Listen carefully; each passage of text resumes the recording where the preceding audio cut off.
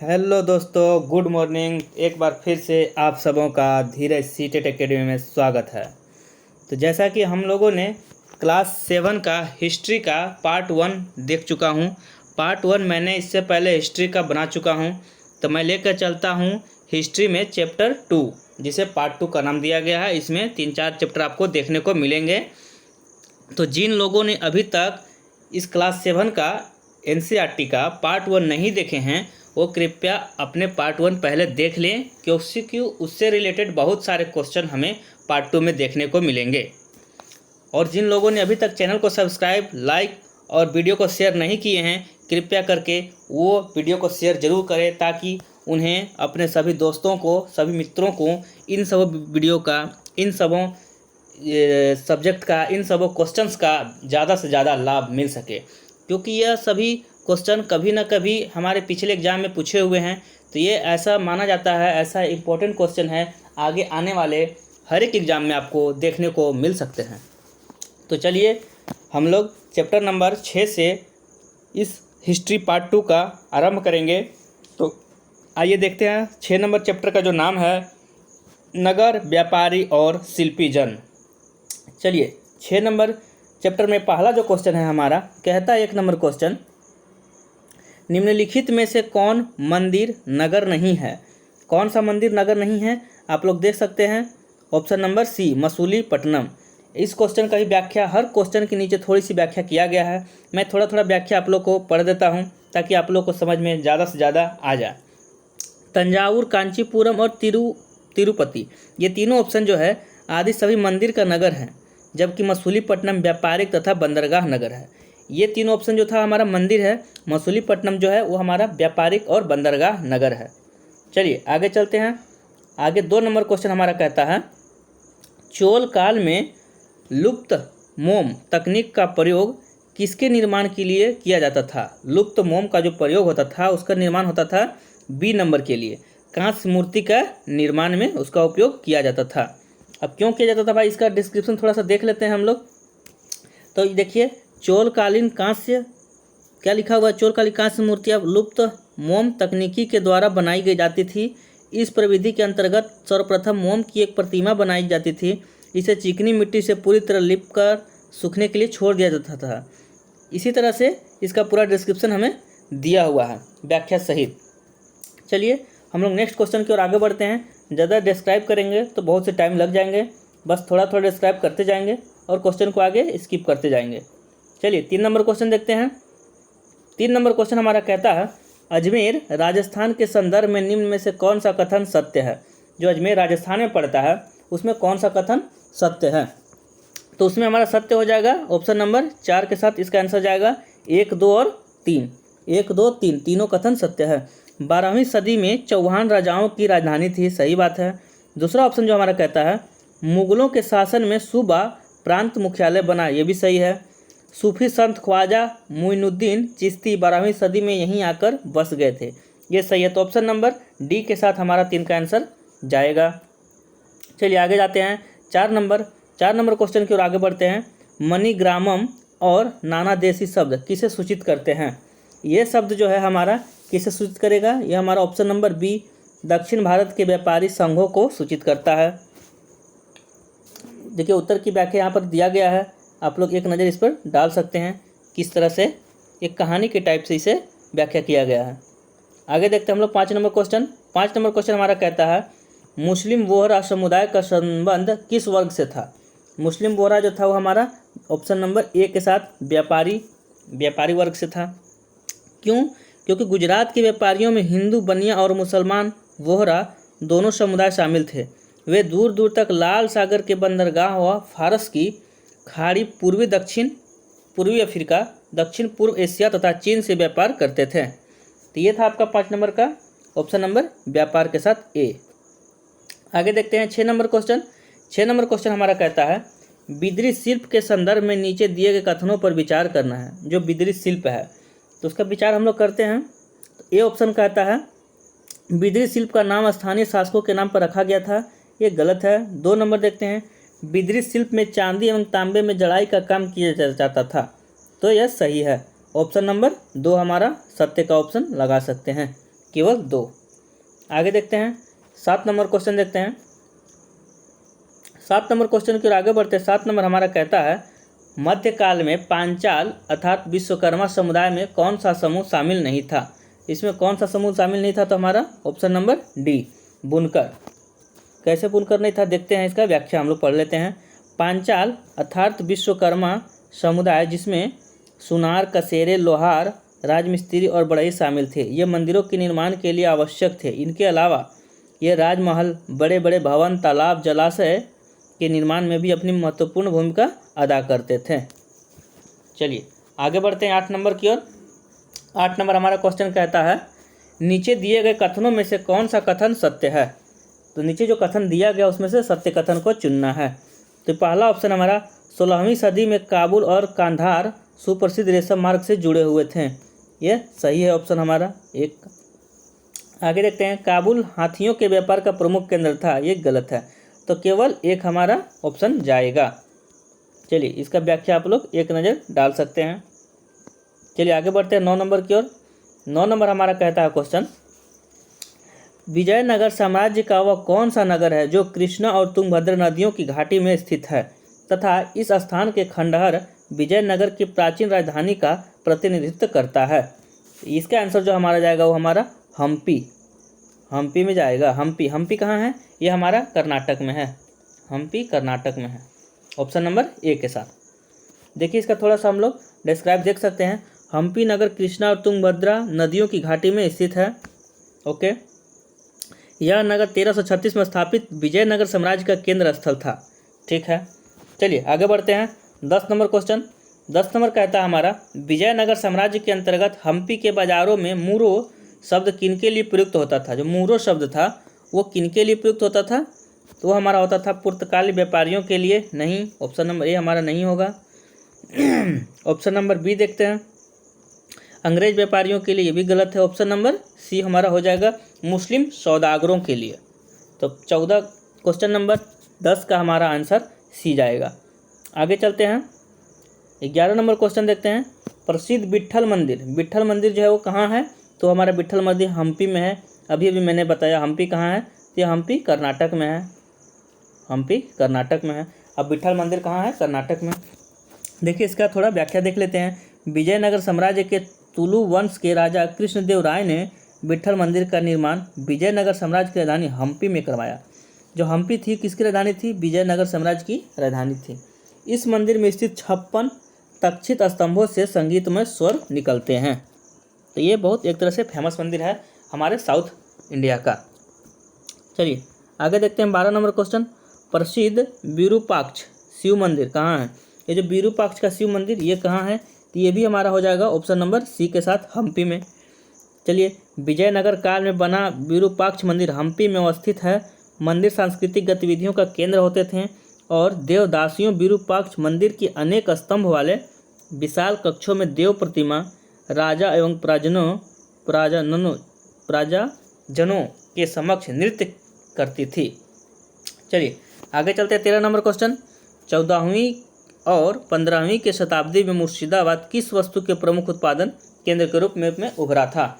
जो मुर्शिदाबाद था उस समय किसका केंद्र के रूप में उभरा था, तो ये उभरा था रेशम वस्त्रों के उत्पादन के लिए।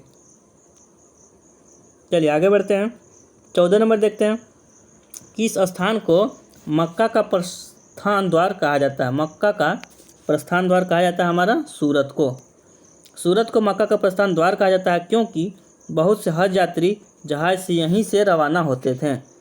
चलिए आगे बढ़ते हैं हम लोग क्वेश्चन नंबर 15 की ओर।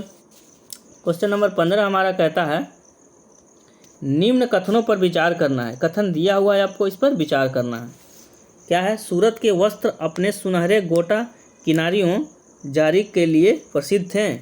ये हमारा ऑप्शन नंबर ए, इसका आंसर जो जाएगा ए जाएगा। तो केवल एक, तो ये हमारा एक सही है, बाकी ऑप्शन 2 हमारा गलत है। क्या है, पढ़ लेता हूँ मैं।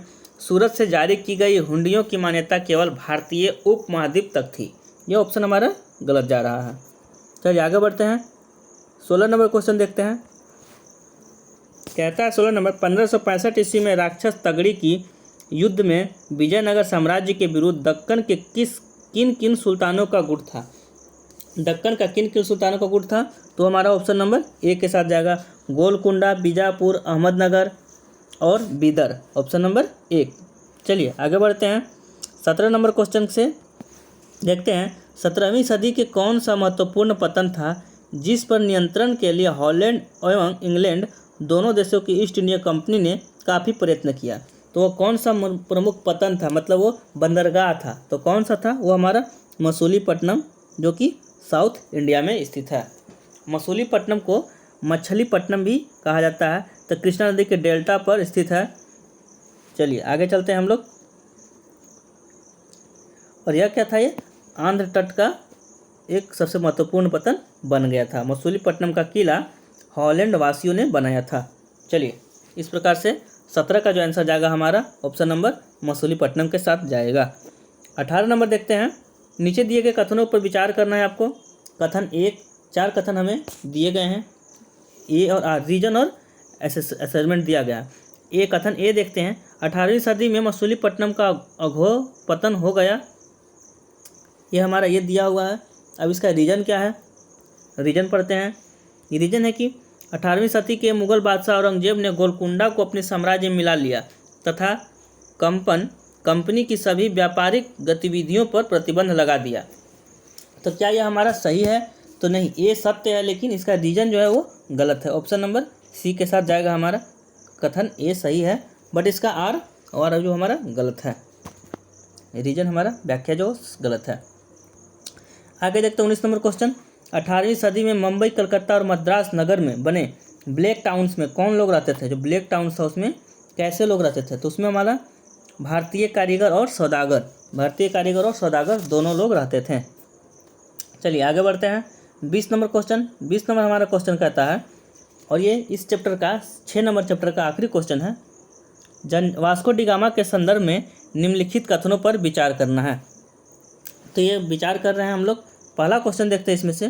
पहला ऑप्शन देखते हैं, वास्को डी गामा भारतीय उपमहाद्वीप की सांस्कृतिक एवं वास्तुकला के बारे में जानने की इच्छा से प्रेरित था। ऑप्शन नंबर बी के साथ इसका आंसर जाएगा। तो ये ऑप्शन 1 नंबर ऑप्शन हमारा गलत हो जाएगा।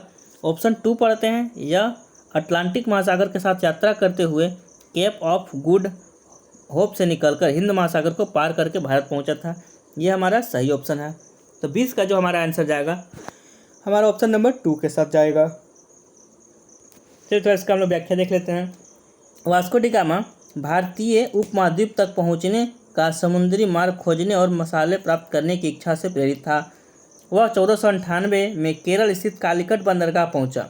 अगले वर्ष पुर्तगाल की राजधानी लिस्बन लौट गया।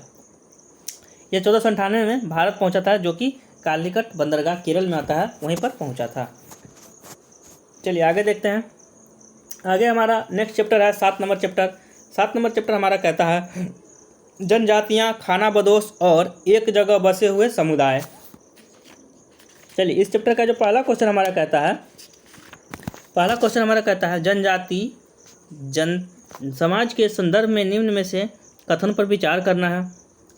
चलिए पहला क्वेश्चन पढ़ते हैं।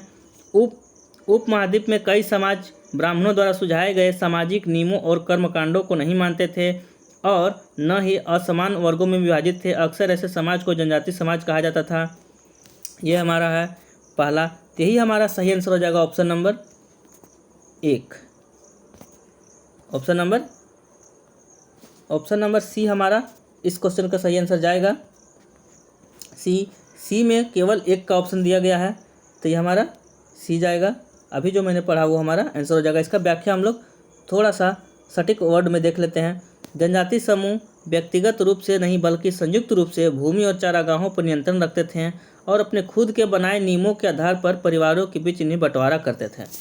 चलिए आगे बढ़ते हैं 2 नंबर क्वेश्चन की ओर। बड़े बड़े क्वेश्चन आपको देखने को मिलेंगे, इसमें मिलान चिन्ह ही मिलेंगे आपको, और इसमें ज़्यादा कथन और सत्य का भी, रीजन और असाइनमेंट का भी देखने को क्वेश्चन मिलेंगे। 2 नंबर क्वेश्चन देखते हैं। नीचे गए सूची को 1 से सूची 2 से मिलाना है। तो खोखर है हमारा, खोखर का मिलान चिन्ह करेंगे हम लोग। इसका जो आंसर जाएगा हमारा, पहले आंसर की ओर बढ़ते हैं, इसका हम लोग मिलान चिन्ह कर देते हैं। इसका आंसर जाएगा हमारा बी ऑप्शन के साथ, ऑप्शन नंबर बी के साथ। तो बी में हमारा 1 का 2 खोखर का जाएगा हमारा 2 पंजाब के साथ जाएगा। बी का 3 बलोच का जाएगा उत्तर पश्चिम में। सी का 1 अहोम का जाएगा उत्तर पूर्वी भाग में। और जो डी है डी का 4, डी का आप लोग सामने सामने मिला सकते हैं। चेर का कहाँ है, ये बिहार और झारखंड का चुनाव जाता है। तो इस प्रकार से इस सूची 1 को सूची 2 से हम लोग मिलाकर क्वेश्चन को आगे बढ़ते हैं। चलिए इस क्वेश्चन का तीसरा नंबर क्वेश्चन इस चैप्टर का कहता है हमारा चेर जनजातियों के संदर्भ में नीचे दिए गए कथनों पर विचार करना है। तो इस पर विचार कर रहा था। पहला देखते हैं इसमें ऑप्शन में, बादशाह अकबर के प्रसिद्ध सेनापति राजा मान सिंह ने चेर लोगों पर हमला कर उन्हें परास्त कर दिया, यह है। और दूसरा कहता है इस युद्ध के बाद चेर मुगलों की पूरी तरह अधीन हो गए। इसका आंसर जाएगा हमारा ऑप्शन नंबर बी के साथ केवल 2। ये हमारा 2 ऑप्शन सही है।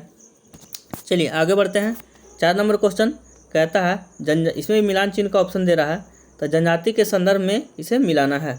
तो ऑप्शन नंबर 4 का जो ऑप्शन जाएगा हमारा सी के साथ जाएगा। चलिए इसे हम लोग मिलाकर आगे बढ़ते हैं। 4 का सी के साथ जाएगा। तो सी में हमारा कहता है भील ए का हो जाएगा ऑप्शन आपका, ए का हो जाएगा ऑप्शन 3 के साथ जाएगा। चलिए बी का जो है कोली हो जाएगा हमारा कर्नाटक और महाराष्ट्र की पहाड़ियाँ। गोंड हो जाएगा हमारा सी का मध्य प्रदेश और छत्तीसगढ़, ऑप्शन नंबर 4। डी का जो है हमारा जो बच गया कोरगा दक्षिण भारत का है, कोरागा। चलिए आगे बढ़ते हैं। आगे हमारा क्वेश्चन नंबर 5 कहता है खाना बदोश के संदर्भ में निम्न कथनों में से कौन सा कथन सत्य है। चलिए देखते हैं। पहला इसमें ऑप्शन क्या है, खाना बदोश घुमंतु लोग होते हैं, उनमें से कई पशुचारी होते हैं जो अपने रेवड़ी और पशु वृंद के साथ एक चारागाह से दूसरे चारागाह घूमते रहते हैं। दूसरा इसमें कहता है क्वेश्चन, ये समाज के किसी अन्य जाति वर्ग से संपर्क नहीं रखते तथा ये लोग अपनी ज़रूरत के सामान का लिए आत्मनिर्भर थे। तो 5 नंबर का जो क्वेश्चन जाएगा वो हमारा जाएगा ऑप्शन नंबर ए के साथ, केवल एक। ये जो केवल एक पहला ऑप्शन जो हमारा वही सही था, बाकी दूसरा ऑप्शन ही हमारा गलत हो जाएगा। चलिए आगे बढ़ते हैं। 6 नंबर क्वेश्चन हमारा देखते हैं। बंजारे कौन थे, बंजारे जो थे वो कौन थे। तो बंजारे कौन हो जाएंगे, वो व्यापारी हो जाएंगे, ऑप्शन नंबर ए के साथ। चलिए बंजारा लोग महत्वपूर्ण व्यापारी खानाबदोश थे, उनका कारवां टांडा कहलाता था, एक टांडा में कई परिवार होते थे। आगे बढ़ते हैं 7 नंबर क्वेश्चन की ओर। गोंड राज्य की प्रशासनिक व्यवस्था का सही क्रम पहचानिए। जो गोंड राज्य थी उसकी सही क्रम क्या था, तो उसका सही क्रम था ऑप्शन नंबर डी, राज्य फिर गढ़ तब 84 तब बरहोत। चलिए आगे बढ़ते हैं 8 नंबर क्वेश्चन की ओर। गोंड जनजातियों के संदर्भ में नीचे दिए कथन पर विचार करना है। इसका ऑप्शन जाएगा हमारा सी के साथ 1 और 2 दोनों सही है। चलिए मैं पढ़ देता हूँ दोनों। गोंड लोग गोंडवाना नामक विशाल वन प्रदेश में रहते थे तथा वे स्थानांतरित कृषि करते थे, सही बात है ये। गोंड जनजाति कई छोटे छोटे कुलों में बटी हुई थी तथा प्रत्येक कुल का अपना राजा या राज होता था, ये भी सही है। तो 1 और 2 दोनों कथन हमारे सत्य हैं। 9 नंबर क्वेश्चन देखते हैं। गोंड राज्य गढ़ कटंगा का उल्लेख किस पुस्तक में किया गया है। यह पुस्तक हमारा अकबरनामा ऑप्शन नंबर बी वाला ऑप्शन में किया गया है, जिसे अकबरनामा कहा गया है। चलिए आगे बढ़ते हैं 10 नंबर क्वेश्चन देखते हैं। मध्यकालीन गोंड समाज के संदर्भ में निम्नलिखित पर विचार कीजिए, हमें विचार करना है। चलिए इसमें पहला कथन जो कहता है मूलतः बराबरी वाला गोंड समाज धीरे धीरे असमान सामाजिक वर्गों में विभाजित हो गया। इसका रीजन क्या है, गोंड जनजाति छोटे छोटे कुलों में बटी हुई थी। तो इसका आंसर जो हमारा जाएगा बी के साथ जाएगा। बी वाला कहता है ए और आर दोनों सही है और सही स्पष्टीकरण नहीं कर रहा है। आर जो इसका रीजन है, दोनों सही है कथन, बट इसका रीजन जो है वो सही नहीं है। चलिए आगे बढ़ते हैं 11 नंबर क्वेश्चन। 11 नंबर कहता है अकबर के शासनकाल में 1565 में आसिफ खान के नेतृत्व में जब मुगल सेना ने गढ़ कटंगा पर हमला किया तब उनका सामना किससे हुआ था। रानी दुर्गावती से हुआ था। देखिए चंदेल राजपूत राजा सालवाहन की पुत्र दुर्गावती का विवाह गढ़ कटंगा गोंडवाना राज्य के राजा दलपत के साथ हुई थी। चलिए आगे बढ़ते हैं, इतने ही हम लोग व्याख्या देख रहे हैं। चलिए आगे बढ़ते हैं 12 नंबर क्वेश्चन की ओर। गोंडवाना क्षेत्र के गढ़ कटंगा राज्य के द्वारा किस जानवर का निर्यात कर काफ़ी मात्रा में धन कमाया गया था। कौन सा जानवर का यात्रा करके धन कमाया था, वो हमारा हाथी का गढ़ कटेंगा एक समृद्ध राज्य था, ठीक है। इसने हाथियों को पकड़ने और दूसरे राज्यों का उसका निर्यात करने के व्यापार में खासा धन कमाया था। जब मुगलों ने गोंड को हराया तो उन्होंने लूट से बेशकीमती सिक्के और हाथी बहुतायत में हथियार लिए थे। चलिए आगे देखते हैं हम लोग। आगे हमारा 13 नंबर क्वेश्चन कहता है, नीचे दिए गए कथनों में से कौन सा कथन सत्य है। इतिहासकार, ऑप्शन नंबर 13 का ऑप्शन हमारा केवल 2 के साथ जाएगा। 2 नंबर हम लोग पढ़ देते हैं। जनजातीय लोग अपने समृद्ध रीति रिवाजों एवं परंपराओं का संरक्षण वाचिक या मौखिक तरीके से करते थे। तो 13 का ऑप्शन हमारा 2 जाएगा।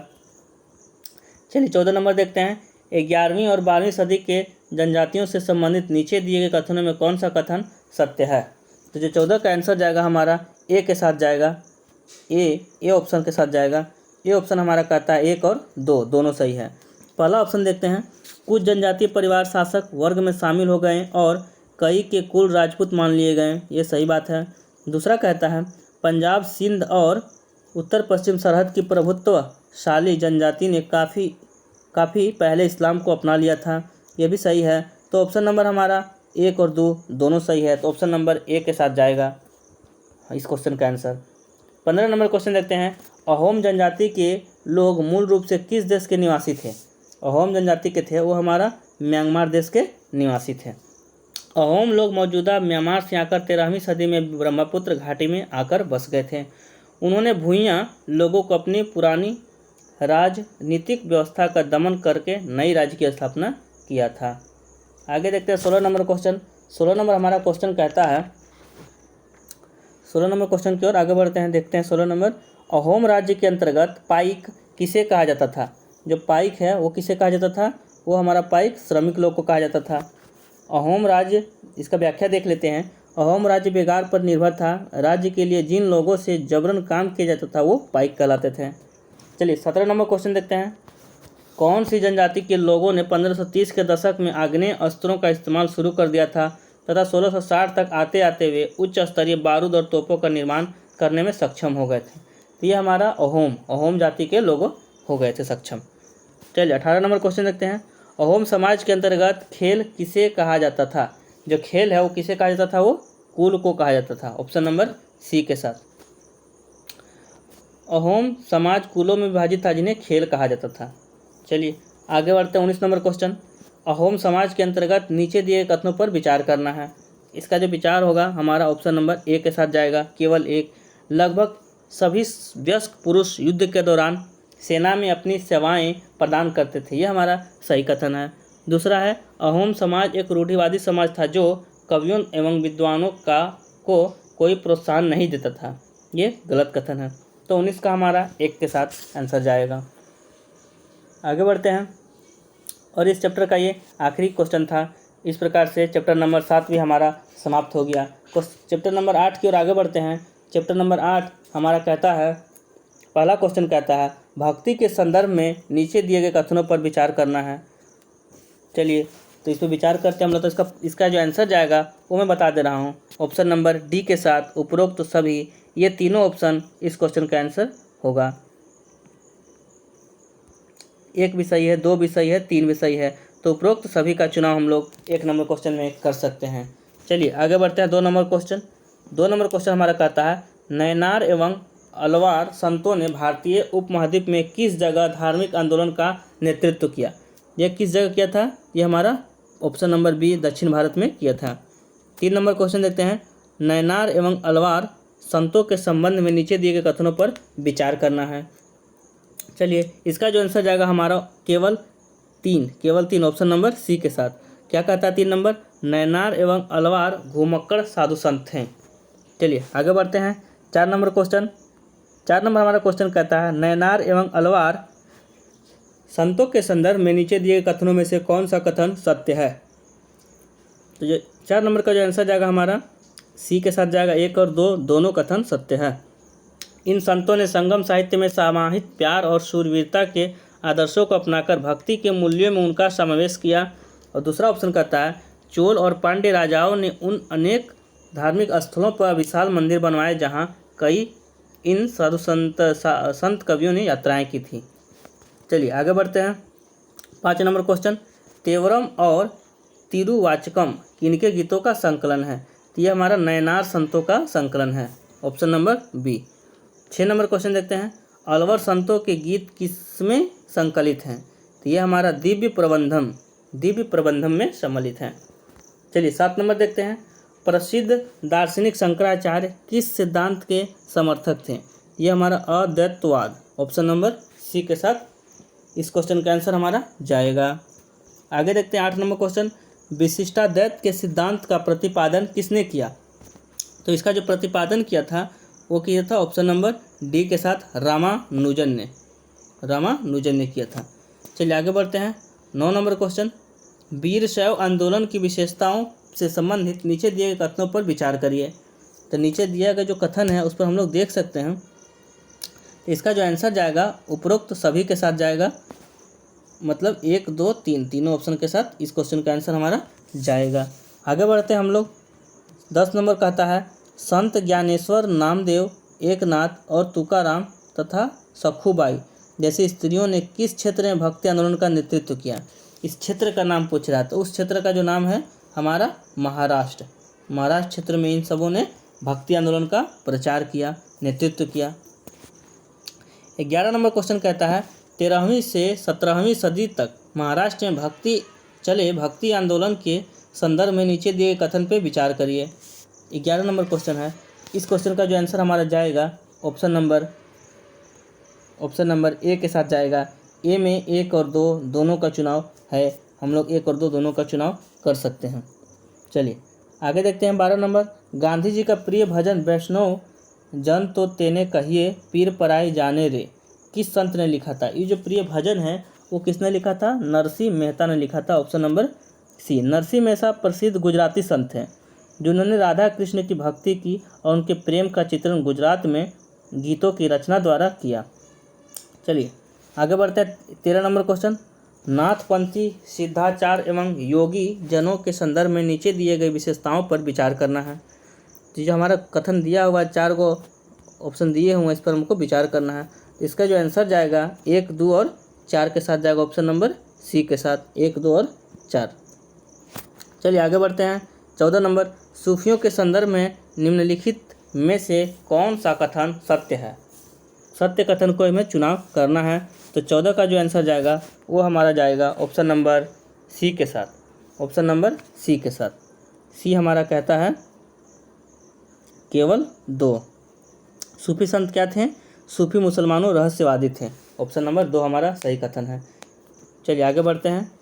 क्वेश्चन नंबर 15 हमारा कहता है, इस्लाम के अंतर्गत उलेमा कौन थे?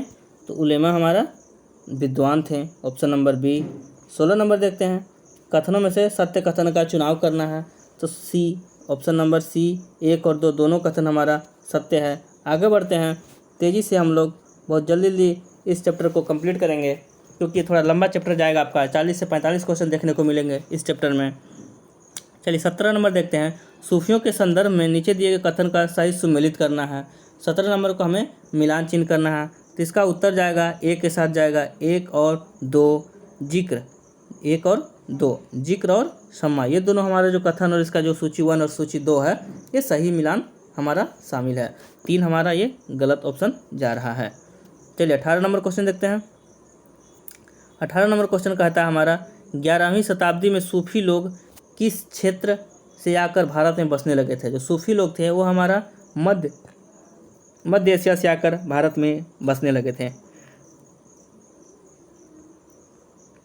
चलिए 19 नंबर देखते हैं, सूफी शब्दावली में खानकाओं का जो तात्पर्य है वो हमारा सूफी संतों का निवास स्थान से है। चलिए आगे बढ़ते हैं। 20 नंबर, चिश्ती सिलसिले के संदर्भ में कौन सा कथन सही नहीं है? गलत कथन का चुनाव करना है, तो केवल 3 हमारा क्या है? ये गलत कथन है।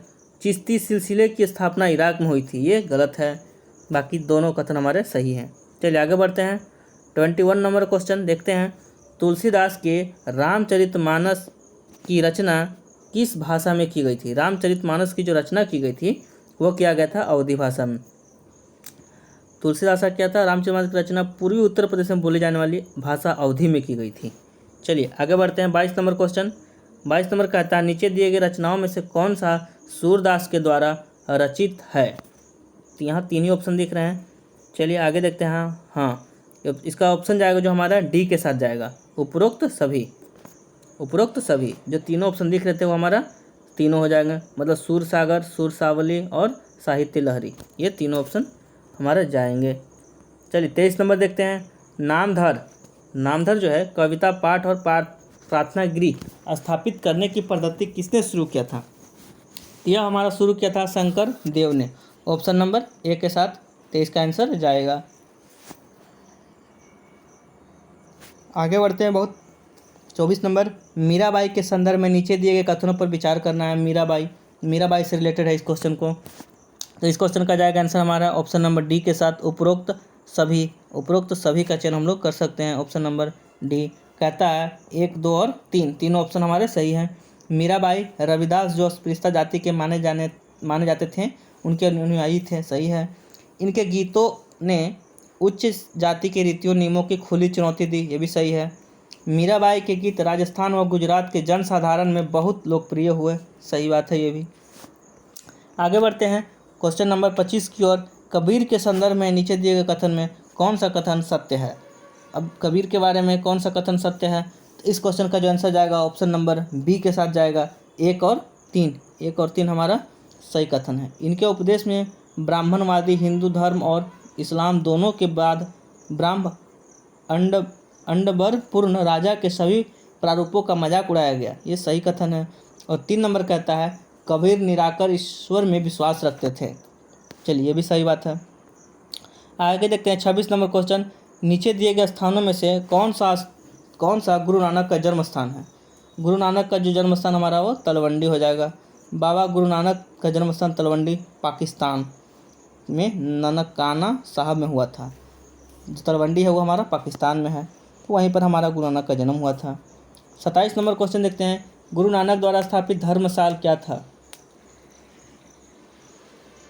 तो 27 का जो आंसर जाएगा हमारा उपासना एवं धार्मिक कार्यों के लिए जगह था। चलिए आगे बढ़ते हैं। 28 नंबर क्वेश्चन। 28 नंबर क्वेश्चन कहता है कथन पर विचार करने के लिए कहता है। इस क्वेश्चन का जो आंसर जाएगा ऑप्शन नंबर सी के साथ जाएगा। सी के साथ 1 और 2 दोनों, 1 और 2 दोनों जाएगा। चलिए ये कथन भी सही है, ये भी दोनों ऑप्शन हमारा सही है। आगे बढ़ते हैं हम लोग 29 नंबर क्वेश्चन। 29 नंबर क्वेश्चन कहता है गुरु नानक के उत्तराधिकारी कौन थे। जो हमारे गुरु नानक थे उनके उत्तराधिकारी कौन थे। तो अर्जुन थे, रामदास थे, तेग बहादुर थे, अंगद थे। तो उनके उत्तराधिकारी option number D Guru Angad हैं। चलिए आगे बढ़ते हैं 30 नंबर क्वेश्चन। 30 नंबर कहता है गुरु ग्रंथ साहिब की रचना किस लिपि में किया गया था। जो गुरु ग्रंथ साहिब था उसकी रचना जो किया गया था वो हमारा गुरुमुखी लिपि में किया गया था। गुरु ग्रंथ साहिब के गुरुमुखी लिपि में किया गया था। 31 नंबर की ओर आगे बढ़ते हैं। 31 नंबर हमारा कहता है कथन पर विचार करने के लिए कहता है, तो इसका आंसर जाएगा ऑप्शन हमारा केवल 2 के साथ जाएगा। गुरु रामदास के 3 उत्तराधिकारियों ने अपनी रचनाएं नानक नाम से लिखी थी। चलिए आगे बढ़ते हैं। 32 नंबर क्वेश्चन। सिखों का पवित्र ग्रंथ गुरु ग्रंथ साहिब में किन सूफी संतों एवं गुरुओं की वाणी को जोड़ा गया है। तो ये ऑप्शन नंबर डी उपरोक्त सभी को जोड़ा गया है। शेख फरीद, संत कबीर, भक्त नामदेव और गुरु तेग बहादुर, ये चारों को जोड़ा गया है। चलिए आगे बढ़ते हैं।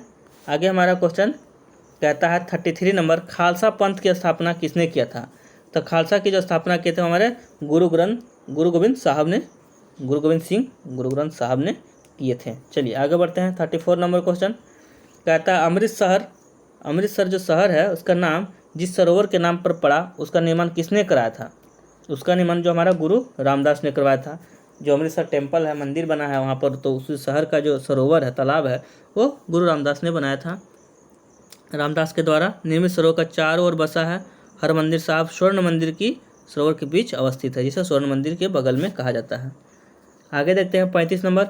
गुरु अर्जुन देव को मृत्युदंड का आदेश किस मुगल बादशाह ने दिया था। अर्जुन देव को मृत्युदंड का आदेश कौन से बादशाह ने दिया था। वो हमारा दिए थे ऑप्शन नंबर बी जहांगीर ने। चलिए 36 नंबर क्वेश्चन देखते हैं। गुरु नानक से संबंधित कथन पे कौन सा कथन सत्य है, इसे हमें चुनना है। तो ये कौन सा कथन सत्य है? तो कथन ए ऑप्शन हमारा सही है। 1 और 2 दोनों सही है, 1 और 2। उन्होंने एक ईश्वर की उपासना के महत्व पर जोर दिया, सही बात है।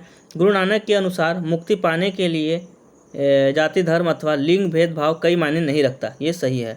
ऑप्शन नंबर दोनों हमारा सही है। चलिए आगे बढ़ते हैं। 38 नंबर क्वेश्चन कहता है, 38 नंबर देखते हैं। 16वीं शताब्दी के चैतन्य देव का संबंध किस जगह से था? तो इसका जो जगह था वो हमारा बंगाल से था। चलिए आगे बढ़ते हैं। 39 नंबर क्वेश्चन 39 कहता है, मार्टिन लूथर ने बाइबिल का अनुवाद किस भाषा में किया? बाइबिल का अनुवाद किया तो हमारा जर्मन भाषा में किया था। चलिए 40 नंबर देखते हैं। 13वीं सदी के उत्तर भारत के संतों के संदर्भ में नीचे दिए गए कथन में से कौन सा कथन सत्य है? तो इसके जो कथन हो जाएंगे हमारा सी, ऑप्शन नंबर सी, 1 और 2 दोनों कथन सत्य है। चलिए आगे बढ़ते हैं।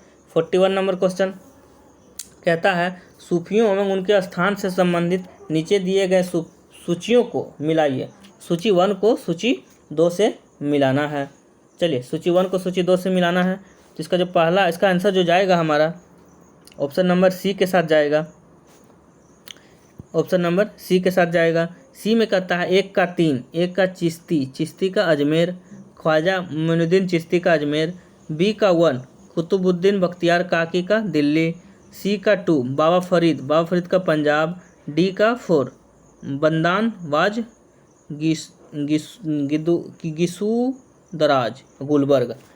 चलिए इस प्रकार से 41 नंबर क्वेश्चन खत्म।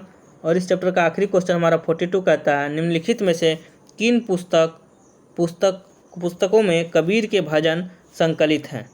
तो ये हमारा ऑप्शन नंबर सी बीजक, और नहीं, ऑप्शन नंबर सी के साथ 1, 2 और 3 गुरु ग्रंथ साहिब में भी है, पंचवाणी में भी है और बीजक में भी है, मतलब राग बंधक में नहीं है। चलिए इस प्रकार से चैप्टर 8 खत्म हुआ, जिसमें 42 क्वेश्चन आपको देखने को मिले।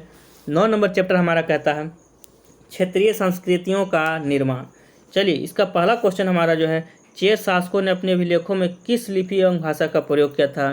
तो वह किया था मलयालम भाषा का। आगे बढ़ते हैं, तेज़ी से क्वेश्चन उसके आंसर देखते चलेंगे ताकि वीडियो लंबा नहीं हो, ताकि आप लोग वीडियो को स्किप कर देते हैं। तो वीडियो को मैं छोटा ही बनाऊंगा। यह चैप्टर 2 है, पार्ट 2 है ये हिस्ट्री का, क्लास 7 का, तो वीडियो छोटा रहेगा तो आपको और देखने में मज़ा आएगा। 2 नंबर क्वेश्चन कहता है, नीचे दिए कथन में कौन सा कथन सत्य है? तो कथन ए, उत्तर इसका ए जाएगा, केवल एक है, ये हमारा कथन सत्य है।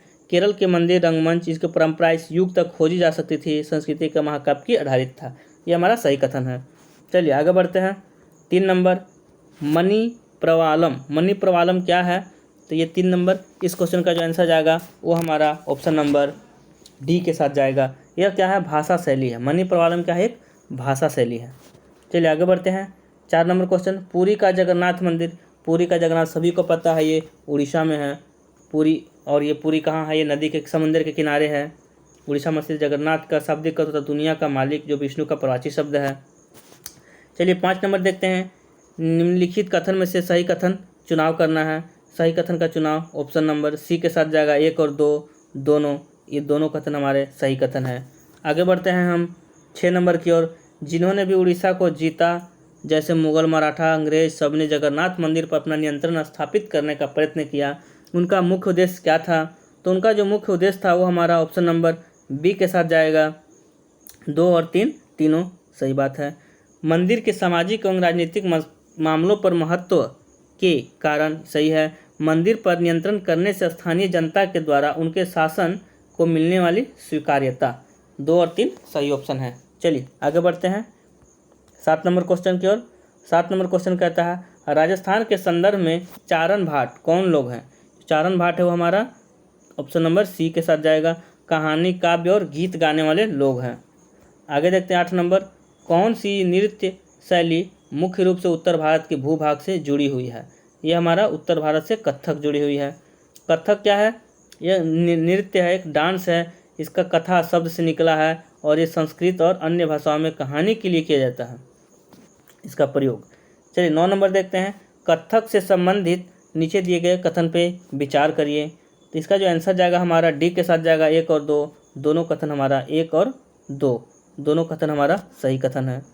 चलिए 10 नंबर देखते हैं, कथक मुख्य रूप से किन परंपराओं अर्थात घरानों में मुख्य रूप से फूला फला? तो कौन सा घरानों में फूला फला था? यह फूला था हमारा, चलिए इसके ऑप्शन देख लेता हूँ मैं पहले। यह ऑप्शन नंबर सी के साथ 1 और 4, 1 और 4 के साथ फूला फला था। चलिए एक में क्या था? एक में जयपुर घराना और लखनऊ घराना, ये दोनों जयपुर और लखनऊ में फला फूला। चलिए आगे बढ़ते हैं। 11 नंबर क्वेश्चन, शास्त्रीय नृत्य और उनके स्थान के संदर्भ में सूची 1 का सूची 2 से मिलान करना है। ये डांस जो है, नृत्य है, ये कहाँ से कहाँ है? तो इसका जो आंसर जाएगा वो हमारा ए के साथ जाएगा। ए का 1 भरतनाट्यम का तमिलनाडु, बी का 2 कथकली का केरल, उड़ीसा का उड़ीसी, कुचिपुड़ी आंध्र प्रदेश। यह सीधा सीधा आप लोग मिलान चिन्ह देख सकते हैं ऑप्शन नंबर ए के साथ। चलिए आगे बढ़ते हैं।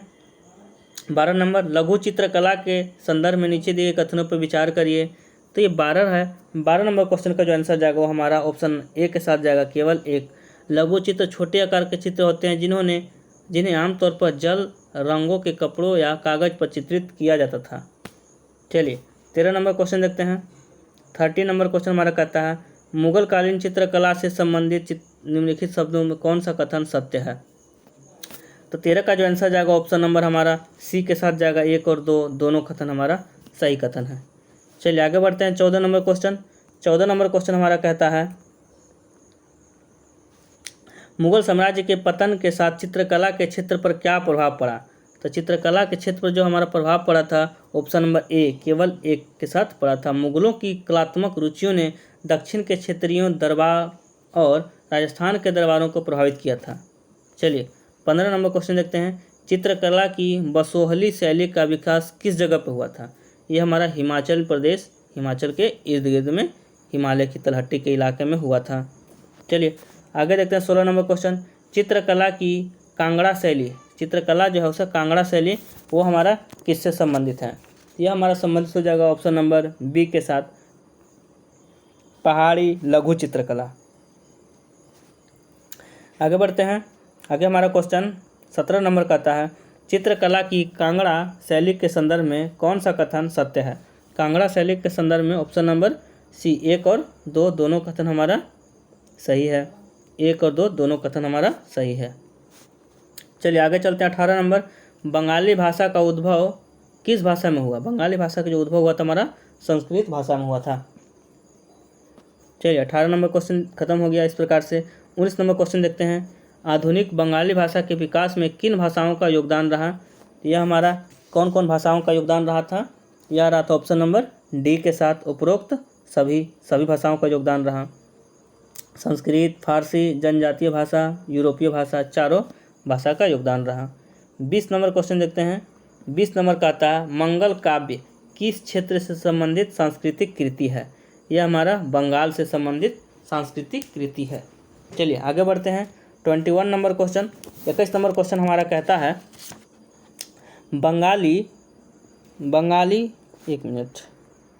बंगाली साहित्य के संदर्भ में कौन सा कथन सत्य है? बंगाली के संदर्भ में कौन सा कथन सत्य है? तो इसका जो आंसर जाएगा हमारा 21 का ऑप्शन नंबर ए के साथ जाएगा, केवल 1। केवल 1 का चुनाव हम लोग करेंगे। बंगाली के प्रारंभिक साहित्य को दो श्रेणियों में बांटा जा सकता है। एक श्रेणी सांस्कृतिक की श्रेणी, दूसरी स्वतंत्रता की श्रेणी है। चलिए आगे 22 नंबर क्वेश्चन देखते हैं। बंगाल के संदर्भ में कथन पे विचार करना है। बंगाल के संदर्भ में 22 का जो आंसर जाएगा हमारा ऑप्शन नंबर बी के साथ जाएगा, केवल 2 का चुनाव हम लोग कर सकते हैं यहाँ पर, ऑप्शन नंबर 2। चलिए 23 नंबर क्वेश्चन देखते हैं। बंगाल में पीर श्रेणी में कौन कौन से लोग शामिल थे? पीर श्रेणी था, उसमें उपरोक्त सभी लोग शामिल थे। हिंदू देवी देवता, बौद्ध देवी देवता, जीवात्माएं, सभी लोग शामिल थे। पीर क्या है? फारसी भाषा का एक शब्द है जिसका अर्थ होता है आध्यात्मिक मार्गदर्शक। चलिए आगे बढ़ते हैं। 24 नंबर क्वेश्चन। 24 नंबर हमारा क्वेश्चन कहता है, दो चाला और चौचाला स्थापत्य कला शैली का किस क्षेत्र से संबंधित है? तो ये हमारा बंगाल से संबंधित है। चलिए इस प्रकार से 24 नंबर क्वेश्चन का भी समाप्ति हो गया। 25 नंबर क्वेश्चन कहता है हमारा, कथन पर विचार करना है। कथन और इसका रीजन दिया हुआ है।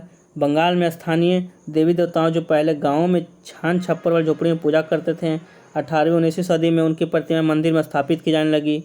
ये सही है। 18वीं-19वीं सदी के बंगाल के गांव में स्थानीय लोगों ने मंदिर बनाने की शैली सीख ली थी। तो क्या ये भी सही है? इसका जो आंसर जाएगा ऑप्शन नंबर सी के साथ जाएगा। ए सही है, लेकिन इसका आर जो है, ये रीजन जो है, ये हमारा गलत हो जाएगा। ऑप्शन नंबर सी का साथ इसका आंसर हमारा जाएगा। चलिए, और इस चैप्टर का आखिरी क्वेश्चन हम लोग देखते हैं। 26 नंबर क्वेश्चन कहता है, 26 नंबर क्वेश्चन, कथन में कौन सा कथन सत्य है? ज़्यादा कथन निष्कर्ष और सत्य असत्य की चर्चा किया गया है सभी क्वेश्चंस में। तो 26 नंबर क्वेश्चन का जो आंसर जाएगा हमारा 1 नंबर के साथ जाएगा, केवल 1। तो मछली और चावल को गरीब बंगालियों को भोजन सूची में प्रमुख स्थान प्राप्त है। यह सही बात है। चलिए, आज का पार्ट 2 का 10 चैप्टर वो आखिरी चैप्टर है। इसमें 15 से 20 क्वेश्चन आपको देखने को मिल सकते हैं।